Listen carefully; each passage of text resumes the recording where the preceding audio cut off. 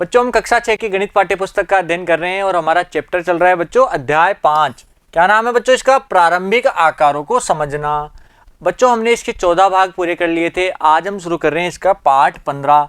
बच्चों आज हम प्रश्नावली 5.9 के सभी प्रश्नों को ध्यान से करेंगे। तो बच्चों अपनी कॉपी पेन साथ लेके बैठना है और सभी प्रश्न साथ साथ करने हैं। तो देखो सबसे पहले बच्चों क्वेश्चन नंबर 1, निम्न का सुमेलन कीजिए। अब बच्चों देखो हमें एक तरफ तो आकृतियों के नाम लिखे हुए हैं, ये बच्चों सभी त्रिविमीय आकृतियां हैं, यानी जो 3D आकृतियां होती है उनके नाम लिखे हुए हैं और इधर उनकी आकृतियां दी हुई है।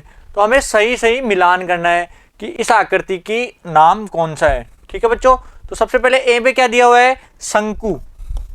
अब बच्चों इनके नाम की आकृति आपको याद भी करनी है। शंकु किस आकृति का होता है?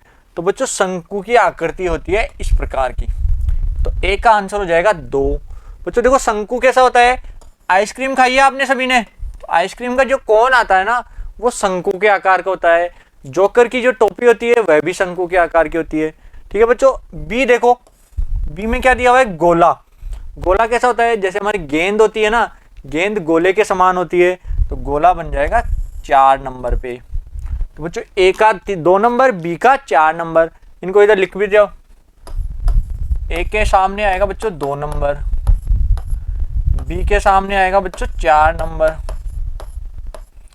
और सी के सामने क्या आएगा बच्चों? देखो सी क्या है?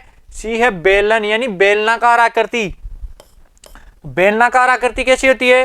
देखो बच्चों इस प्रकार की आकृति क्या होती है? बेलनाकार। तो बेलन का आ जाएगा 5 नंबर, तो सी के सामने आएगा 5 नंबर। ठीक है बच्चों, समझ गए? आगे देखो डी। डी क्या है? घनाभ। घनाभ मैंने बताया था माचिस की डब्बी की तरह, तो कौन सी आकृति आएगी बच्चों? 3 नंबर, तो डी में आएगा 3 नंबर। ठीक है बच्चों, अब देखो लास्ट में ई। ई क्या है? पिरामिड। तो पिरामिड की हमने 3 पिरामिड पढ़े थे बच्चों, त्रिभुजाकार पिरामिड, वर्गाकार पिरामिड और एक प्रिज्म पढ़ा था। तो पिरामिड इस प्रकार का होता है। तो बच्चों ई में आ जाएगा 1 नंबर। ठीक है बच्चों, समझ में आ गया सभी के? तो क्वेश्चन नंबर 1 सबके क्लियर है।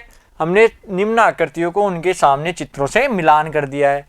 अब बच्चों इसी क्वेश्चन में आगे क्या दिया हुआ है, इसको उतार लेना सबसे पहले अपनी कॉपी के अंदर। ठीक है बच्चों, उतार लिया सबने? अब देखो आगे इसी क्वेश्चन में दिया हुआ है कि इन आकारों में से प्रत्येक के 2 और उदाहरण दीजिए। इन्हीं आकारों के हमें 2 उदाहरण और देने हैं। तो बच्चों देखो हमने सबसे पहले क्या बनाया? शंकु। तो शंकु के 2 उदाहरण देंगे, तो ध्यान से देखना। शंकु है तो शंकु का एक उदाहरण तो हो जाएगा आइसक्रीम का कोन। आइसक्रीम का कोन। और बच्चों एक हो जाएगा जोकर की टोपी। जोकर की जो टोपी आती है वो भी शंकु के आकार की होती है। बच्चों दूसरा क्या है? दूसरा में दिया हुआ था गोला। तो गोले के आकार की हमें क्या क्या चीजें पता होती है? तो देखो बच्चों गोला कौन कौन सा होता है? एक तो होता है गेंद, जो हम क्रिकेट या फुटबॉल खेलते हैं वो गेंद भी गोलाकार होती है। ठीक है बच्चों, सबने देखी है गेंद। और एक होता है बच्चों लट्टू। लट्टू भी कैसा होता है? गोलाकार होता है। तो गेंद और लट्टू दोनों ही क्या हो गए? गोले के उदाहरण हो गए। ठीक है बच्चों, तीसरा क्या है? देखो 3 है बेलन। अब बेलन के हमें उदाहरण बताने हैं, तो बेलन के उदाहरण देखो। बेलन के उदाहरण होते हैं जैसे पाइप हो गया। पाइप भी बेलनाकार होता है ना बच्चों, गोल होता है और लंबा होता है, तो वो बेलन के आकार का हो गया।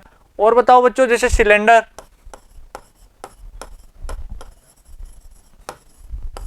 सिलेंडर की आकृति भी बेलन के आकार की होती है, तो बेलन के भी 2 उदाहरण बताती है। तो बच्चों अपने मन से अलग अलग उदाहरण हम ले सकते हैं। 4 नंबर पे क्या है बच्चों? घनाभ। घनाभ की आकृति के बताओ बच्चों। एक तो अपनी पुस्तक हो गई बच्चों, अपनी जो किताब होती है वो भी घनाभ के आकार की होती है। और क्या हो गया बच्चों? पुस्तक के अलावा क्या होता है? माचिस की डब्बी। माचिस की डब्बी ये भी घनाभ के आकार की होती है। तो इसके भी 2 उदाहरण बता दिए हमने। और लास्ट 5वां क्या है? पिरामिड। वो जो पिरामिड के आकार का क्या होता है? तो पिरामिड के आकार का बच्चों देखो एक तो होता है प्रिज्म।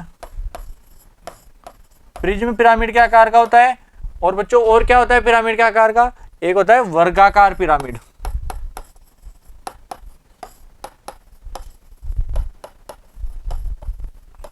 ये दोनों पिरामिड की आकृतियां हो गई।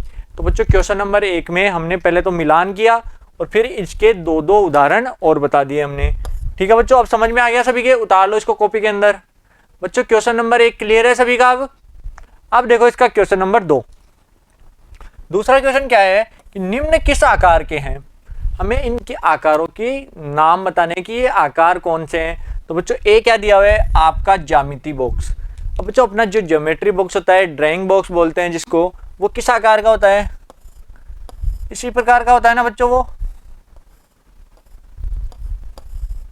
इस प्रकार का होता है हमारा ज्योमेट्री बॉक्स। तो बच्चों ये आकार कैसा है, ये है घनाभ का आकार। तो बच्चों हम लिखेंगे ज्यामिति बॉक्स। ज्यामिति बॉक्स कैसा होता है, घनाभ के आकार का, घनाभाकार। ठीक है बच्चों, ज्यामिति बॉक्स की आकृति घनाभ के आकार की। दूसरा क्या है, ईंट। बच्चों ईंट कैसी होती है,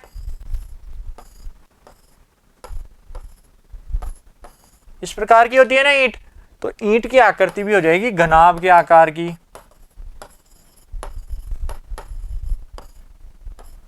घनाभाकार यानी घनाभ के आकार का।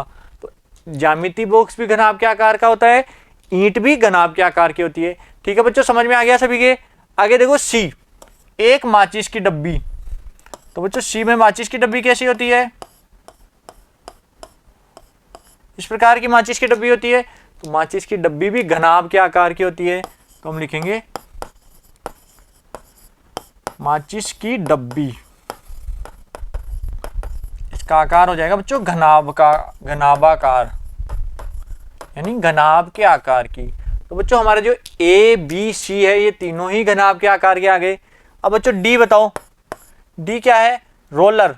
अब बच्चों रोलर हमने देखा है, सड़क बनाने के ऊपर जो रोलर घूमता है वो किस प्रकार का होता है, वो बच्चों इस प्रकार का होता है। देखो ऐसा ही होता है ना बच्चों वो रोलर। तो ये कौन सा आकार है बच्चों, ये है बेलन का आकार यानी बेलनाकार। तो हम लिखेंगे रोलर, रोलर का आकार होता है बेलनाकार। बेलन के आकार का है तो इसको बोल दिया हमने बेलनाकार। ठीक है बच्चों, रोलर समझ में आ गया सभी के, बेलनाकार आकृति। आगे देखो एक लड्डू। बच्चों लड्डू कैसा होता है, इस प्रकार का होता है लड्डू। और ये कौन सी आकृति है, गोले की आकृति। तो बच्चों लड्डू की आकृति होती है गोलाकार।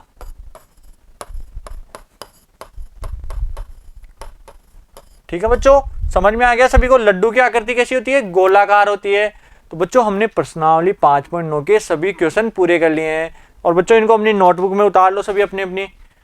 बच्चों समझ में आ रहा है सभी को, हमने बच्चों सभी 2 क्वेश्चन पूरे कर लिए और आशा करता हूँ आपको अच्छे से समझ में भी आए होंगे। बच्चों अगर फिर भी कंफ्यूजन है तो आप वीडियो को शुरू से दोबारा देख सकते हैं, जिससे आपके सभी डाउट क्लियर हो जाएंगे। ठीक है बच्चों, थैंक यू।